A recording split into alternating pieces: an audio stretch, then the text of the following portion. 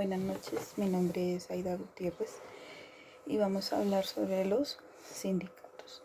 Los sindicatos están conformados desde el capítulo 353 hasta el 484 del Código de Trabajo. En el primer capítulo tenemos las disposiciones generales que están conformados desde el artículo 353 al 358. En este artículo vamos a encontrar lo que es la definición que nos establece el Código Sustantivo de Trabajo, en el cual nos dice que por política los empleadores y los trabajadores tienen el derecho de asociarse libremente en defensa de sus intereses. Las asociaciones profesionales o sindicatos deben ajustarse en el ejercicio de sus derechos, cumplimiento de sus deberes en las normas del Código y estarán sometidas a la inspección y vigilancia del gobierno en cuanto concierne al orden público. Los trabajadores y empleadores sin autorización previa tienen el derecho a constituir las organizaciones que estimen convenientes. También tenemos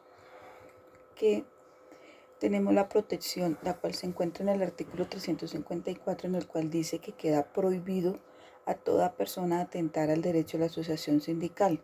Quien atente en cualquier forma contra el derecho a la asociación sindical, esta será castigada cada vez con una multa equivalente en el monto de 5 a 100 veces el salario mínimo mensual más alto vigente, que le será impuesta por el respectivo funcionario administrativo del trabajo. Atentan contra el derecho a la asociación sindical los siguientes actos por parte del empleador: obstruir o dificultar la afiliación de su personal a una organización sindical, despedir, suspender o modificar las condiciones del trabajo de los trabajadores en razones de sus actividades encaminadas a la fundación de las organizaciones sindicales, negarse a negociar con las organizaciones sindicales que hubieran presentado sus peticiones de acuerdo con los procedimientos legales, despedir, suspender o modificar las condiciones de trabajo de su personal. En los sindicatos, ¿pero qué es el sindicato como tal? El sindicato es una asociación sin ánimo de lucro que se encuentra integrada por los trabajadores de una empresa, donde su objetivo principal es la defensa y promoción de sus intereses sociales, económicos y profesionales. Es una organización de libre ingreso y retiro de trabajadores. Existen muchas definiciones sobre lo que es un sindicato, pero es una asociación formada para la defensa de los intereses económicos o políticos o comunes. Los sindicatos se conforman de diferentes formas: de empresa, de industria, gremiales o de oficios varios. Todo sindicato tiene una constitución y personería jurídica. Para usted poder formar un sindicato, esta debe estar por lo menos con 25 trabajadores. Si es un sindicato patronal, requiere no menos de 5 empleadores independientes entre sí. Los trabajadores se reúnen en asamblea de constitución, en la cual debe haber un acta de constitución. En la misma reunión o en las sucesivas se discutirán o aprobarán los estatutos. Ya una vez realizada la asamblea de constitución, el sindicato se debe comunicar por escrito al empleador y al inspector de trabajo, y en su defecto al alcalde del lugar, la configuración de este sindicato. Dentro de los 5 días hábiles conformados de la asamblea, el sindicato debe presentar ante el Ministerio de Protección Social escrita los siguientes documentos: la copia del acta de elección de la Junta Directiva, copia del acta de la Asamblea, un ejemplar de los estatutos del sindicato, la nómina de la Junta Directiva con el documento de identidad y nómina completa del personal afiliado y los documentos de identidad de cada uno. Ya recibida esta solicitud de inscripción, el Ministerio dispone de 15 días hábiles contados a partir de la fecha. Toda modificación de los estatutos de los sindicatos debe ser aprobada por la Asamblea y remitida al Ministerio con copia del acta de la reunión. ¿Cómo se organiza? Conforme a los códigos laboral, artículos 359 y siguientes, los sindicatos presentan entre las siguientes características de su organización. Esta puede ser y como sabemos que para que haya una conformación debe ser mínimo 25 afiliados. En los artículos 373 y 375 señalan la forma en que los sindicatos tienen las funciones, entre otras está la de estudiar las características de la profesión, los salarios, prestaciones, honorarios, sistemas de protección y prevención de accidente y demás condiciones de trabajo para procurar su mejoramiento. Para que un funcionario o un empleado haga parte del sindicato mínimo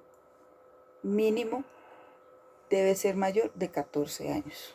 Las reuniones de la asamblea deben reunirse por lo menos cada 6 meses para que haya el quórum de la asamblea. Para que este se dé, debe haber la mitad más uno. Los libros, todo sindicato debe abrir tan pronto como se haya suscrito el acta de fundación y se haya posesionado la junta directiva. Presupuesto: el sindicato en asamblea general votará un presupuesto de gastos para periodos no mayores de un año. Están las cuotas sindicales, donde nos dice que toda asociación sindical tiene derecho a solicitar que los empleadores, sus respectivos, deduzcan de los salarios de los trabajadores afiliados y expongan a disposición del sindicato el valor de las cuotas ordinarias. Tenemos la disolución y liquidación del mismo, que es de acuerdo al artículo 401 del Código Laboral. Un sindicato, federación o una confederación se disuelve por cumplirse cualquiera de los eventos previstos en los estatutos, por acuerdo menos de las 2/3 partes, por sentencia judicial o por reducción de los afiliados. Eso quiere decir que ya no haya el mínimo cantidad de afiliados, sino sea menor a los 25. Tenemos también lo que es el fuero sindical. ¿Pero qué es un fuero sindical? El fuero sindical es la garantía de que gozan algunos trabajadores de no ser despedidos ni desmejoradas en sus condiciones de trabajo, ni trasladados a otros establecimientos de la misma empresa o un municipio distinto sin justa causa previamente calificada por el juez de trabajo. Entre los trabajadores amparados, de acuerdo al artículo 406 y 407 del Código Laboral, están amparados por los fundadores del sindicato, los trabajadores que con anterioridad a la inscripción del registro sindical, los miembros de la junta directiva, ejemplos, están conformados por 5 principales y 5 suplentes, los miembros de los comités seccionales sin pasar de un principal y un suplente, 2 de los miembros de la comisión estatutaria de reclamos, y cuando se presenten cambios en la junta directiva de algún miembro, continúan gozando del fuero durante los 3 meses subsiguientes. Cuando se presente una formalidad del despido, de acuerdo con la definición del fuero sindical, para despedir, desmejorar, trasladar a un trabajador, se debe tener una justa causa previamente calificada por el juez de trabajo.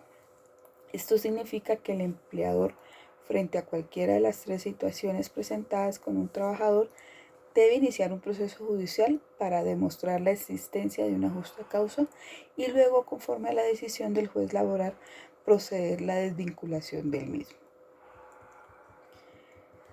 Tenemos también los derechos de asociación y negociación de servidores públicos, en el cual nos dice que el derecho de asociación está garantizado en Colombia para el desarrollo de todas las actividades haciendo aplicación efectiva de la característica constitucional de nuestro Estado social de derecho. Los sindicatos de empleados públicos tienen las siguientes funciones, en las cuales son estudiar las características de la respectiva profesión, asesorar a sus miembros, representar en juicio o ante las autoridades los intereses económicos, presentar a los respectivos jefes de la administración, promover la educación técnica y general de sus miembros, promover la creación y el fomento de subvención de cooperativas, adquirir cualquier título, y tenemos las federaciones y las confederaciones. Entre ellas tenemos la Federación Nacional de Educadores, que es FECODE, Federación Nacional de Trabajadores del Servicio del Estado, FENALTRACE, con Federación de Trabajadores de Colombia, la CTC, Central Unitaria de Trabajadores de Colombia, la CUT, y la Confederación General de Trabajo, CGT. Según el artículo 418 del Estatuto Laboral, como funciones adicionales de las federaciones y confederaciones están servir al tribunal, dimitir controversias que subsisten, resolver las diferencias que ocurran entre dos o más de las organizaciones federadas. Y tenemos también los que son los derechos de negociación dentro de la misma sindicatos.